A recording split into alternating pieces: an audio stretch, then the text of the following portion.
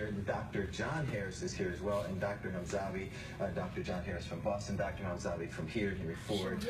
Let's talk about, first of all, what having World Vitiligo Day here in Detroit means. And I'll go to you on this, Dr. Hamzavi, because with our group, Be Strong and Henry Ford together, we've been able to do some great things when it comes to supporting vitiligo patients. So this is a special day for our group and for Henry Ford as well. But what does it mean to you?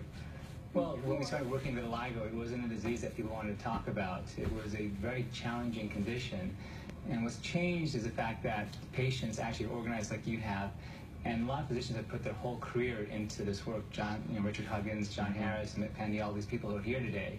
And the fact that there's getting this type of attention, this type of support means so much, because a lot of times when you treat people, you're not sure if it's going to make an impact. The other thing with vitiligo, people kept telling us it's a cosmetic disease. Right. And we see all these broken lives, broken families, all these tears in our waiting rooms and our clinical rooms, and you wonder, how could this be a cosmetic disease when this is happening to people? And when our chairman, Dr. Lim, started really pushing us to advance our treatments in this, the fact that today now 150 or more are coming here, the whole world is pointing to Detroit for vitiligo, the fact that people care about this research, regulators, industry is putting money into finding better treatments, very satisfying. Yeah, it is. And vitiligo is the skin disorder that I have, that Lori has. It's basically your body losing its pigment. It's attacking itself. Dr. Harris, talk about the work you're doing in Boston, where you're doing the work, and what kind of work you're doing there. Well, we're really interested in trying to figure out what's causing vitiligo, what drives it, what causes the pigment loss in the skin. And it turns out it's an autoimmune disease, like a lot of other autoimmune diseases that we have. And once we figure out exactly what causes it and how the immune system gets into the skin to do its thing, we can find ways to block that and develop treatments. And then ultimately we want to find a cure, so we can give you something that'll... Amen on that, brother. Amen on that, right? Working on it, yeah. No, Lori, we have lived with the disease, especially me, and I've been very open about it, even though I wear makeup on TV. And the reason I do that is because I want people to pay attention to what I'm saying and not be distracted by my disease and trying to figure it out when I'm trying to do a story on something else. But with that said, how have you had to deal with the disease in your life, and how has being part of Be Strong, our group, helped you?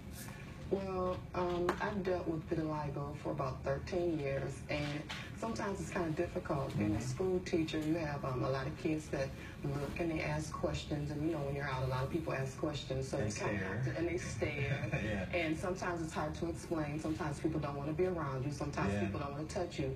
So our group makes it very, very, very special because we have a connection where we can share. We talk about our concerns. We cry. We love. And just having this World Vitiligo Day here makes it so special because, you know, there's people all around the world that you connect with on Facebook, but now you have a time to see them in person, and we hug and we kiss and we just talk about our experiences together, so it's wonderful. Yeah, and people look at me on TV and they think that I don't go through some of the same experiences, but I've experienced it all. You know, you have. We all have. From depression to people not wanting to shake my hands at all levels of the game. So for me to come on TV and show you what I really look like without the makeup was important for me today, because World Vitiligo Day is important to me. Back to you, Dr. Hamzavi.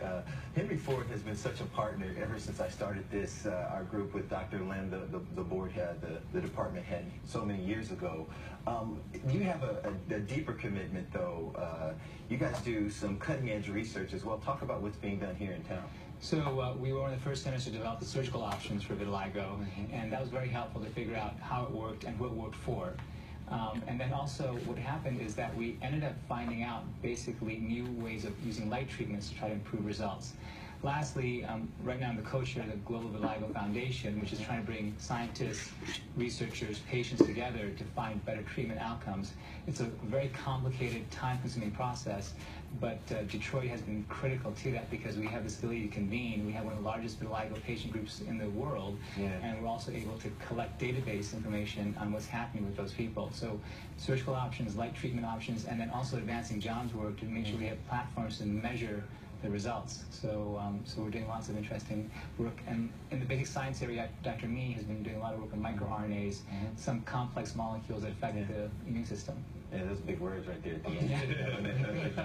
But we appreciate everything you're doing. That's what was important to me when the group started, is to bring doctors and patients together, because that's how things change. So World Vitiligo Day is tomorrow. It's in celebration of the same disease Michael Jackson had. For more information, you can go to our Facebook page. That is Be Strong, or the Southeast Michigan Vitiligo Support Group, Be Strong on Facebook, or June 25 or 25june.org. All right, for more information. Thank you for giving me this opportunity to talk about it, guys. Charlie and Mario, I appreciate the time on your weekend show. Back to you, Charlie. Thank you for coming on, Lee. Really, thank you.